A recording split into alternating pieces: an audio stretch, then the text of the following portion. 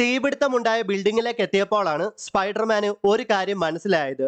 അതായത് ആ ബിൽഡിംഗിൽ വെറുതെ അങ്ങ് തീപിടുത്തം ഉണ്ടായതല്ല, ബ്യൂട്ടൈൻ എന്ന മാസ്ക് ഇട്ട വ്യക്തി മനഃപൂർവ്വം ആ ബിൽഡിംഗ് കത്തിച്ച് നശിപ്പിക്കുവാണെന്ന്. സ്പൈഡർമാനെ കണ്ടതും അവനെ ആക്രമിക്കാൻ ശ്രമിക്കുന്ന ബ്യൂട്ടൈൻ ഒരു പ്രധാനപ്പെട്ട കാര്യം സ്പൈഡർമാനോട് പറയുന്നു. യഥാർത്ഥത്തിൽ ബ്യൂട്ടൈന്റെ ബിൽഡിംഗിന്റെ ഉടമ തന്നെയാണ് ആ ബിൽഡിംഗ് കത്തിക്കാനായിട്ട് ബ്യൂട്ടൈനെ അയച്ചത്.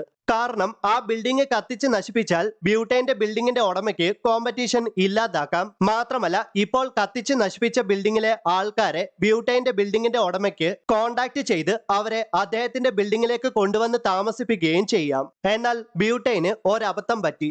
അതായത് 52nd സ്ട്രീറ്റിലെ ബിൽഡിംഗ് കത്തിക്കാനാണ് ഉടമ പറഞ്ഞു വിട്ടത്. എന്നാൽ ആ പൊട്ടൻ കത്തിച്ച് നശിപ്പിച്ചത് 51st സ്ട്രീറ്റിലെ ഒരു ബിൽഡിംഗ് ആണ്. താൻ കാണിച്ചത് മണ്ടത്തരമാണെന്ന് മനസ്സിലാക്കിയിട്ട് പോലും ആ കെട്ടിടം വീണ്ടും കത്തിച്ച് നശിപ്പിക്കാൻ ശ്രമിക്കുന്ന ബ്യൂട്ടൈനെ സ്പൈഡർമാൻ ഒരൊറ്റ ചവിട്ട്.